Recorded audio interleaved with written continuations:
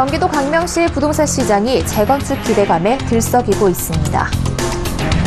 정부가 보험 설계사의 실직 위험 등을 보호하기 위해 고용보험 가입을 의무화하기로 한 가운데 오히려 실적을 부추길 수 있다는 지적이 나옵니다. 대형마트 문화센터가 퇴근 후 직장인들을 맞이하기 위해 저녁시간 강좌를 강화하고 있습니다. 단순한 구직과 창업을 넘어 세상에 없던 새로운 직업을 만드는 창직이 청년 일자리 해결의 돌파구로 떠오르고 있습니다. 센 뉴스 플러스 잠시 후 뵙겠습니다.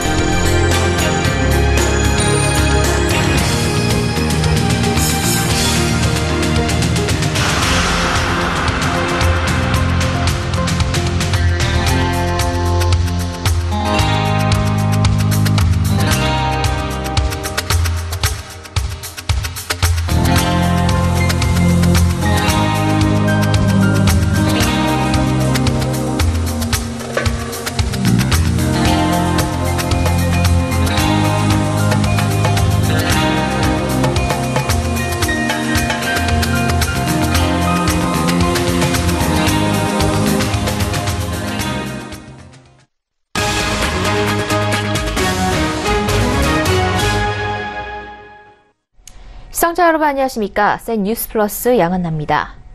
오늘 전국에 폭염특보가 발령됐지만 모델하우스엔 새 아파트를 둘러보기 위한 사람들이 몰렸습니다. 특히 재건축 아파트가 분양을 시작한 경기 광명시의 부동산 시장이 날씨보다 뜨겁다고 하는데요. 유민호 기자가 현장을 둘러봤습니다. 경기 광명시 일직동에 마련된 철산 센트럴 푸르지오 모델하우스. 대우건설이 철산동 철산주공 4단지를 재건축해지는 아파트 단지입니다. 푹푹 찌는 날씨에도 모델하우스를 둘러보기 위한 사람들의 긴 줄이 이어졌습니다. 저희가 거기서 한 30년 살다 보니까 철산동이 좋아서 더워요. 이렇게 사람 많을 줄 몰랐어요. 더워서 없을 줄 알았는데. 철산 센트럴 푸르지오의 3.3제곱미터당 분양가는 2,200만 원 수준. 광명시에 공급된 아파트 중 역대 최고 분양가를 갈아치웠습니다. 10년 만에 공급하는 철산동 내 첫 재건축 단지로 푸르지오 최초의 AI 기술이 적용된 첨단 아파트 단지입니다. 철산 센트럴 푸르지오를 시작으로 철산동에 줄줄이 재건축 아파트가 들어설 예정입니다. 6개 단지의 가구 수만 총 7,400가구에 달합니다. 새 아파트는 주변 아파트의 시세를 끌어올리는 견인차 역할을 합니다. 높게 매겨진 분양가에 대한 기대감에 파는 사람이 호가를 올리고 주변 환경도 정비돼 호재로 작용하기 때문입니다. 기존 소유자들이 조금 가격이 더 업될 거니까 조금 더 이따 팔겠다. 전부 다 물건이 들어간 상태. 한 2, 3천 업돼가고 나오더라고 지금. 그런데도 입주 물량이 없어요. 중요한 거는. 실제 철산동 재건축 단지 분양에 힘입어 광명시 아파트 값은 지난주보다 0.42% 상승했습니다. 경기 인천 주요 지역 중 가장 높은 상승률을 기록했습니다. 다만 전문가들은 가격 상승폭이 가파를수록 실제 아파트 값이 적정한 수준인지 차분하게 따져보고 계약에 나서야 한다고 조언합니다. 서울경제TV 유민호입니다. 보험 설계사의 고용보험 의무가입이 예정대로 내년 상반기 중 시행됩니다. 고용보험의 보험료를 내야 하는 보험사는 비용을 줄이기 위해 설계사의 수당 축소는 물론 실적이 저조한 설계사의 구조조정에 나설 태세입니다. 실직 위험에 노출된 설계사를 위한 정책이 오히려 실직을 부추길 수 있다는 지적이 나옵니다. 앵커 리포트입니다. 내년 상반기 중 보험 설계사의 고용보험 가입이 이루어질 전망입니다. 고용노동부 관계자는 고용보험 제도 개선 TF가 지난해 9월부터 4월까지 실무 논의를 끝내고 관련 단체 의견을 수렴 중이라며 큰 무리 없이 진행될 경우 내년 상반기 중 보험 설계사의 고용보험 가입 의무화가 시행될 것이라고 전했습니다. 이에 대해 보험사와 설계사는 엇갈린 의견을 내놓고 있습니다. 지난 10일 열린 특수형태 근로종사자 고용보험 적용을 위한 토론회에서 보험협회는 부정적인 의견을 드러낸 반면 전국보험설계사 노조는 고용보험 가입 의무화에 찬성하는 입장을 보였습니다. 보험사는 고용보험 의무가입에 대해 불편한 기색을 내비치면서 예정대로 시행될 경우 비용 절감에 나설 수밖에 없다는 입장입니다. 보험설계사의 고용보험 가입이 의무화하면 보험사는 설계사와 보험료를 반씩 부담해야 돼 비용이 발생합니다. 이 같은 유지비용 증가는 결국 설계사의 인센티브 등 수당 축소로 이어질 것으로 우려됩니다. 특히 일부 보험사는 이를 계기로 실적이 저조한 설계사를 대거 내보낼 태세여서 자칫 실직에 대비한 정책이 오히려 실직을 양산하는 결과를 초래할 수 있다는 지적이 나옵니다. 현재 보험 설계사는 약 40만 명에 이릅니다. 이 중 10%만 해고되더라도 4만여 명이 실직에 내몰리는 겁니다. 고용부 측은 이에 대해 실제로 그런 일이 일어나기엔 개연성이 낮다는 답변을 내놨습니다. 고용보험료는 설계사 보수의 0.65% 수준으로 예를 들어 200만 원 보수를 받는 설계사에 13,000원가량의 보험료를 아끼기 위해 설계사를 내보내기 어려울 것이란 설명입니다. 서울경제TV 양은아입니다. 저녁 있는 삶이 다가오면서 다양한 취미생활을 즐기려는 직장인들이 늘어나고 있습니다. 주부들의 전유물로 여겨졌던 마트 문화센터에는 직장인들이 즐길 수 있는 강좌들이 늘어나는 등 유통계가 이들을 맞이하기 위한 준비에 한창입니다. 유동현 기자입니다. 대형마트들이 문화센터 강좌를 증설해 저녁 시간 직장인들을 맞이하고 있습니다. 문화센터는 평일 낮 시간대 주부들을 대상으로 필라테스나 다이어트 요가 같은 강좌들이 일반적이었습니다. 저녁 시간 강좌는 전체 강좌의 7% 안팎을 차지하는 수준이었지만 주 52시간제 도입과 함께 퇴근 후 직장인들을 위한 프로그램들이 생겨나고 있는 겁니다. 이마트는 직장인 전용 강좌인 워라벨 코너를 마련해 가죽공예, 미술, 우쿨렐레 등 이색 취미 강좌를 마련했습니다.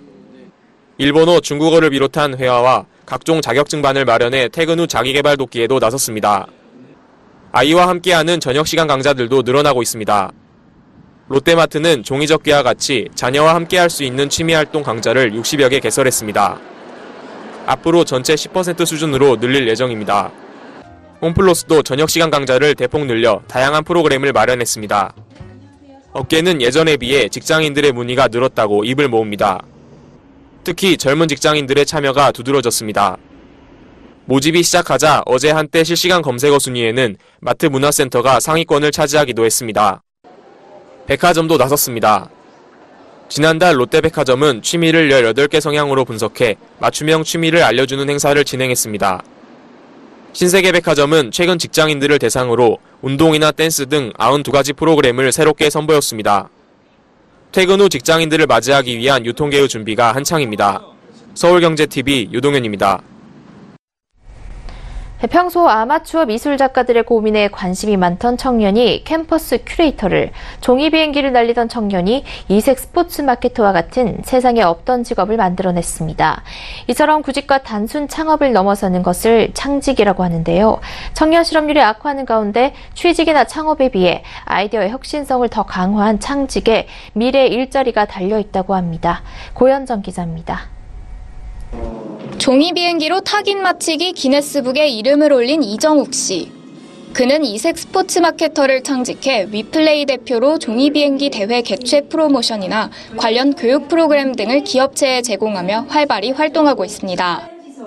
즉 종이 비행기 날리기 선수에서 색다른 스포츠 대회를 직접 기획하고 운영하는 기획자가 되면서 우리 사회에 없던 새로운 직업을 만들어낸 겁니다.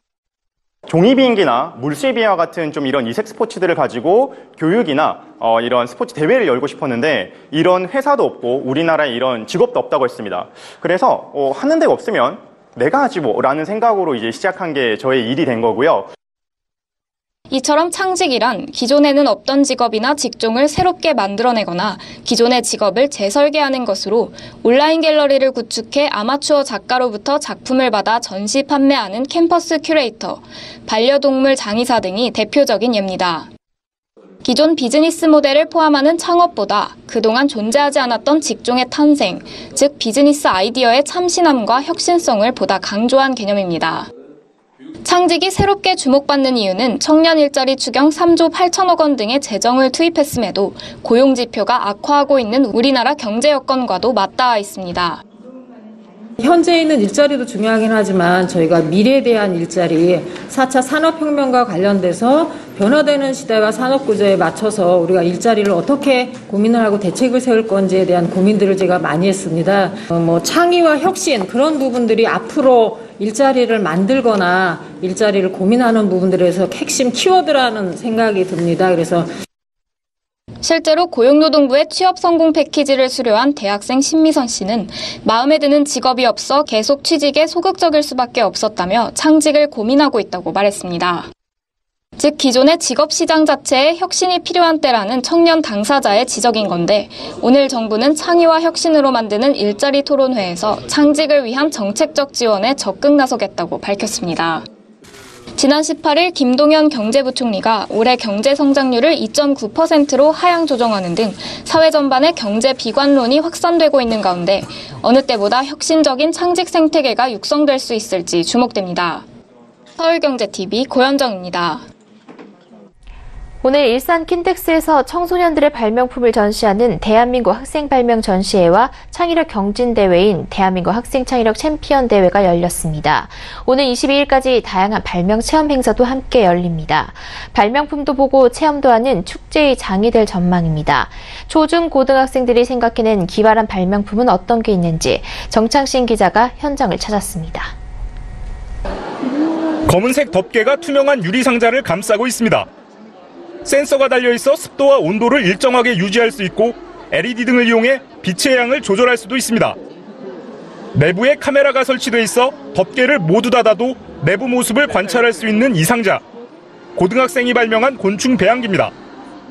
그 친구들이 곤충을 키우기 위해서 유리 케이지에 흙을 깔고 곤충을 키우면서 매일매일 물을 뿌려주고 빛을 조절하기 위해서 신문지를 덮어주는 모습을 보았습니다.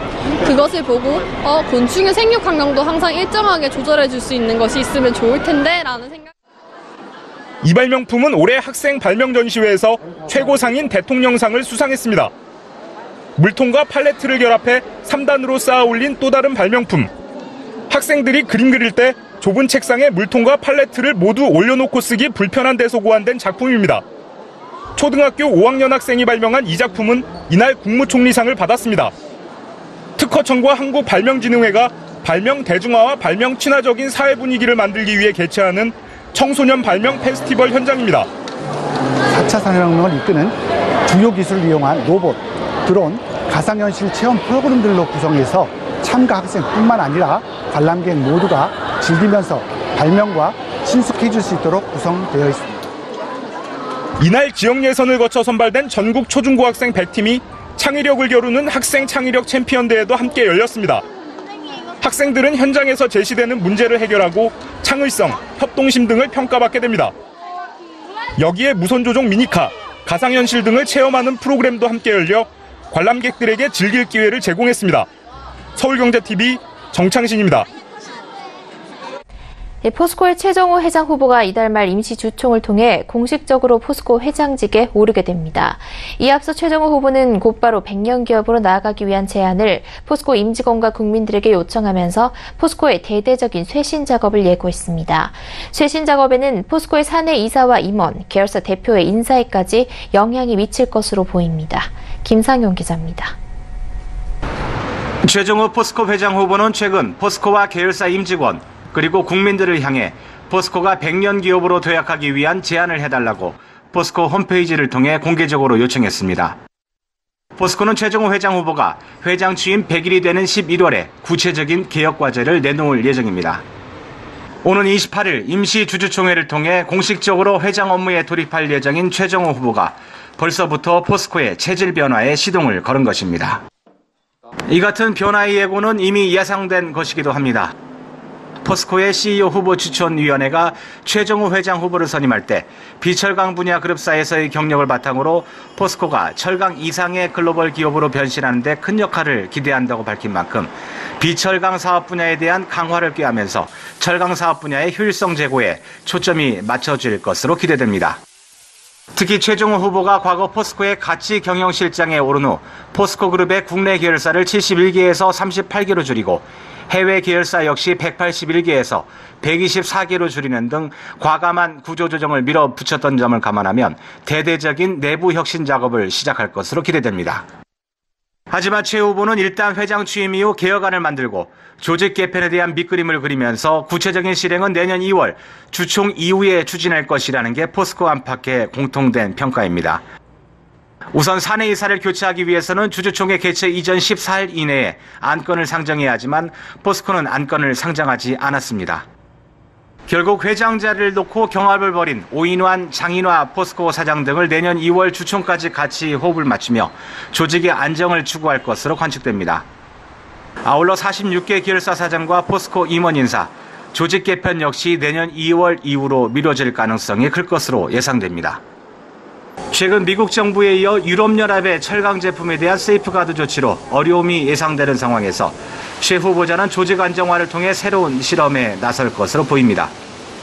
최 후보의 행보에 관심이 집중되는 이유입니다. 서울경제TV 김상용입니다.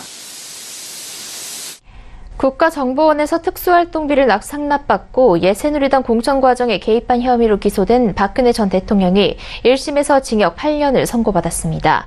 추징금은 33억 원이며 앞서 국정농단 사건으로 1심에서 징역 24년을 선고받은 상태라 형량만 합치면 총 32년이 됩니다. 재판부는 박 전 대통령의 국정원 특활비 수수와 관련 국고 손실 혐의만 유죄로 인정했습니다. 반면 뇌물수수 혐의는 무죄로 판단했습니다. 국내의 보안정보 수집이나 보안 업무 등 그 목적에 맞게 엄격히 써야 할 특활비를 청와대가 위법하게 가져다 쓴 것이지 대통령 직무에 대한 대가로 전달된 돈은 아니라고 본 겁니다. 박 전 대통령은 국정농단 1심 선고 때와 마찬가지로 이날 선고 공판에도 출석하지 않았습니다. 국군 기무사령부가 작년 3월에 작성한 계엄령 검토 문건 파문과 관련해 야간에 광화문과 여의도에 탱크를 투입하는 등 세부 계획까지 담긴 부속 문건이 추가로 나왔습니다. 아울러 계엄 이후 국가정보원, 국회, 언론 등에 대해 세밀한 통제 계획을 세웠다는 점 역시 이 문건에서 확인됐습니다. 계엄 해제를 막기 위해 당시 여당이었던 자유한국당을 국회 의결 과정에 불참시키고 야당 의원들을 사법 처리에 정족수 미달을 기도하는 한편 국정원장이 계엄사령관의 지시를 받도록 하는 등 방침까지 담긴 것으로 확인됐습니다. 이에 청와대는 문건의 위법성과 실행 계획 여부, 배포 단위에 대해 국방부 특별수사단이 법과 원칙에 따라 수사할 것을 기대하고 있다고 입장을 밝혔습니다. 지난달 자동차 내수와 수출, 생산 모두 부진한 가운데 수입차 판매만 늘어났습니다. 산업통상자원부에 따르면 6월 자동차 내수 판매는 작년 동기 대비 5.5% 감소한 15만 5,724대로 그중 국산차는 7% 감소한 12만 9,082대가 판매됐습니다. 현대차와 기아차는 일부 신차 효과에도 판매가 각각 3.8%, 2.2% 줄었고 한국GM은 정부와 GM의 경영 정상화 합의 이후 판매가 일부 회복했지만 작년 동기 대비 16.8%나 감소해 여전히 부진했습니다. 반면 수입차는 배출가스 인증 조작으로 판매가 중단됐던 폭스바겐과 아우디가 본격적인 판매 재개에 나서면서 판매가 3% 늘어났습니다. 수출액은 34억 6천만 달러로 9.9% 감소했고 국내 자동차 생산은 조업일 감소와 일부 모델 생산 중단, 내수 수출 감소 영향으로 12.2% 감소한 33만 6,183대로 집계됐습니다. 대북 제재 강화의 가문까지 겹치면서 북한이 지난해 20년 만에 최악의 경제 성장률을 기록했습니다. 한국은행은 오늘 2017년 북한 경제 성장률 추정 결과 보고서를 통해 지난해 북한의 실질 국내 총생산이 전년보다 3.5% 감소한 것으로 추정했습니다. 이는 마이너스 6.5%를 기록한 1997년 이후 최저이며 지난해 우리나라 성장률보다는 6.6%포인트 낮습니다. 작년 유엔이 석탄과 철강, 수산물, 섬유 제품 등 북한의 주력 수출품 수출을 금지했고 곡물 파종 시기에는 가뭄이 덮쳐 곡물 생산량과 수력 발전량에 영향을 준 것이 요인으로 분석됩니다. 2011년 이후 꾸준히 성장세를 이어온 북한은 지난해 3.9%로 1999년 이래 최고 성장률을 기록했지만 1년 만에 상황이 급격하게 악화됐습니다. 우리은행이 올 상반기 1조 3천억 원이 넘는 순이익을 거둬들이며 깜짝 실적을 달성했습니다. 우리은행은 2분기에 연결 기준으로 7,162억 원 순이익을 올려 상반기 누적으로 1조 3,059억 원을 기록했습니다. 이는 시장 전망 1조 1,495억 원을 웃돈 깜짝 실적으로 상반기 기준 2007년 이후 11년 만에 최대치입니다. 하나금융그룹 역시 하나금융지주 설립 이래 최대 수익을 거뒀습니다. 하나금융은 연결 기준 올해 2분기 순이익 6,353억 원을 포함한 상반기 누적 단기 순이익이 1조 3,038억 원을 기록했습니다. 이는 작년 상반기보다 26.5% 늘어난 수치입니다. 남북 양측이 20일 동해선 철도 연결 구간에 대한 공동점검을 진행합니다. 남북은 동해선에 이어 24일에는 경의선 철도 연결 구간 중 북측 구간을 공동 점검할 예정입니다.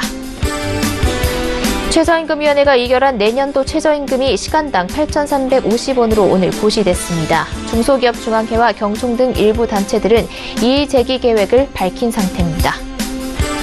해병대 상륙기동 헬기 마리논 참사 원인을 규명하는 조사위원회에 민간 전문가도 참여하게 됐습니다. 현재 마리논 추락사고 조사위원회에는 해병대를 비롯한 6개 공군 현역 군인과 군무원 23명이 참여하고 있습니다. 또래 고교생을 노래방과 관악산에서 집단으로 폭행하고 성추행한 혐의를 받은 중고교생들이 검찰에 넘겨졌습니다. 서울 도봉경찰서는 20일 공동폭행과 강제추행 혐의로 입건된 10명 중 9명을 기소 의견으로 검찰에 송치하고 만 14세 미만인 중학생 1명을 가정법원에 넘겼다고 밝혔습니다. 이들 중 혐의가 무거운 7명은 구속됐습니다.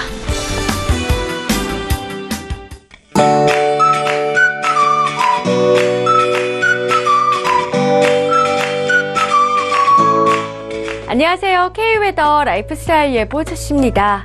숨이 턱턱 막히는 더위가 이어지고 있습니다. 오늘 밤 사이에도 기온이 25도로 또는 열대야 현상이 나타나겠고요. 내일 한낮에는 서울의 낮 기온 35도가 예상되고요. 대구는 38도, 광주는 37도로 오늘보다도 더 더워지겠습니다. 여기에 영남 지방으로는 공기의 흐름이 원활하지 못해 대기 오염물질이 쌓이겠는데요. 오전까지 미세먼지 농도가 한때 나쁨 단계로 다소 높겠고요. 다행히 오후 들어서는 낮아지겠습니다. 하늘은 고기압 영향권에서 대부분 지방에서 대체로 맑겠습니다. 다음은 자세한 지역별 내일 날씨를 나절 예보를 통해서 살펴보겠습니다. 중부지방 낮 기온 서울 35도, 청주 36도로 예상되고요. 미세먼지 농도는 보통 단계가 되겠습니다. 동해안 지방 한낮에 강릉 36도로 예년보다 7도나 높겠습니다. 남부지방은 대구 38도로 예상됩니다. 찜통더위에 건강 유의하시기 바랍니다. 해상으로 안개가 짙게 끼는 곳이 많겠고요. 특히 남해상에서 바다의 물결이 매우 거세게 일 것으로 보여 주의하셔야겠습니다. 계속해서 열대야와 폭염은 이어집니다. 2차 10호 태풍 안필이 열기를 우리나라 쪽으로 밀어 올리면서 다음 주에는 더 더워지겠는데요. 서울의 낮 기온 36도에 육박하겠고요. 올해 들어 가장 더운 날씨가 될 것으로 보입니다. 날씨였습니다.